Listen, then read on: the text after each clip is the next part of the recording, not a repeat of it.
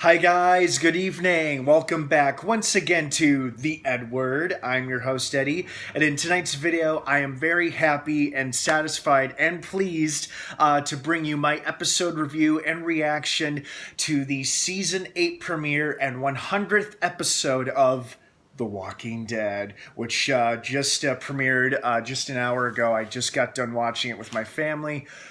Whew. Oh man, I was watching it a whole way through with a big smirk and occasional chuckle here and there. Big smirk and smile on my face. And I really, really love the stage that they have set for us. Now, before I keep talking too much and I go on and on and on, of course, like I always do, please be warned that this video will be full of big spoilers regarding the season premiere. So if you're not caught up on The Walking Dead by the past couple episodes, or this episode at least, do not keep watching or listening, as I will be going into spoiler details. So you have been warned. That being said, this was great. This was such a good, solid opening to a very, very promising season. It was the exact opposite of last year's season premiere, which was so dark and bleak and violent and ferocious. Don't get me wrong, it was great. It was just hard to watch. This one, it was like new life had been breathed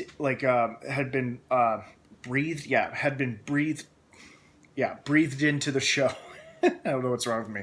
Breathed into the show. It's like this whole episode felt confident and hopeful and strong and positive, and I think that is exactly what every single one of us needed after the very bleak season that was season 7. Now, it did pick up, especially in the season finale last year.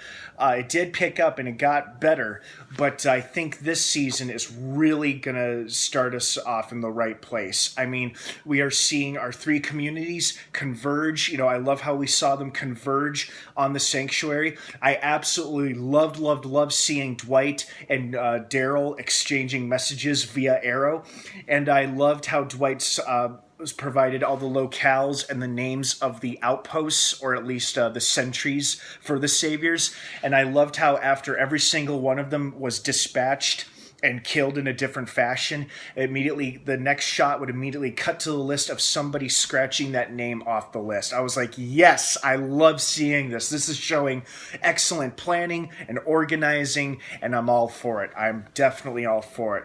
I also love the callback to the pilot episode. The entire sequence where Carl gets out of the van, he's holding a gas can, he's wearing the hat, and he's looking around this abandoned area.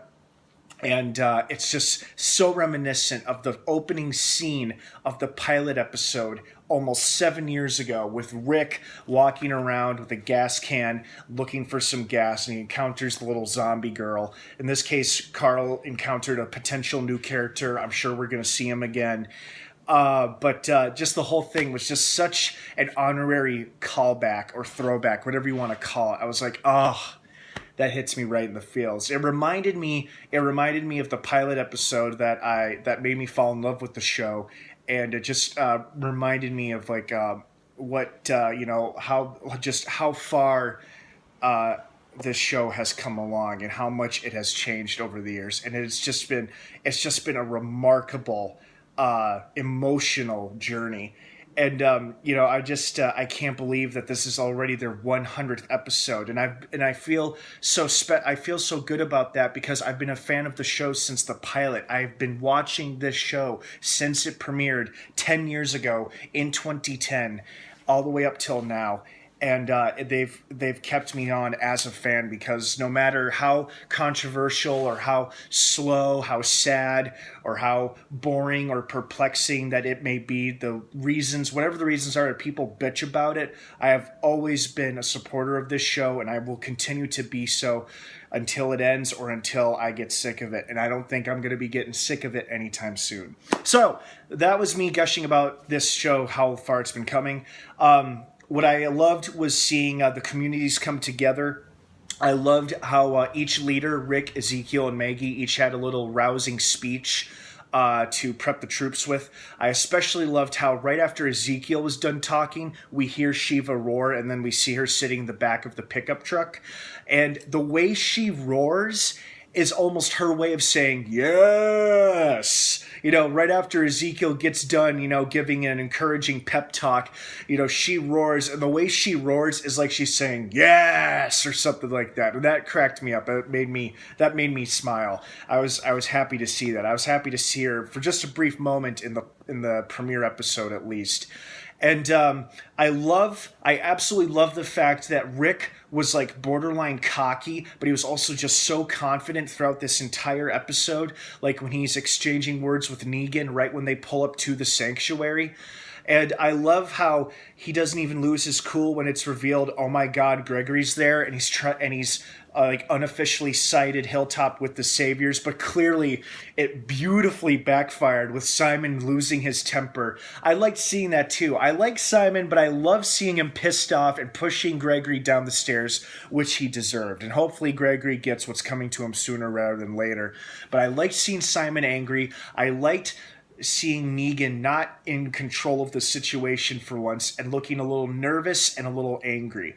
And I love how Rick was just confident throughout the entire thing. And I especially loved how Rick says, are you really going to make me start counting? Referencing last year's season premiere where Negan told Rick to cut off Carl's hand with his axe. And he says, are you going to really make me start counting? And in this context, of course, Rick is saying that to Negan, like giving him his ultimatum, which was awesome. I just had this big shit-eating grin on my face the whole time. I was like, oh, yes.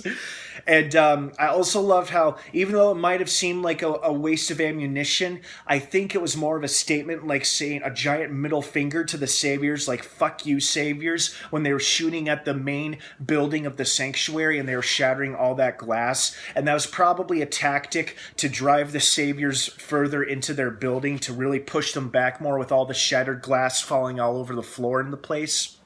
So I enjoyed seeing that, but I definitely enjoyed them dispatching the Savior sentries. That was very, very satisfying to watch. It's like they're taking the small steps, but very big steps at the same time to carry out a full-out assault on the sanctuary, on Negan, on the Saviors, and they've certainly set they're on the right course for it. They've drawn that enormous herd to it.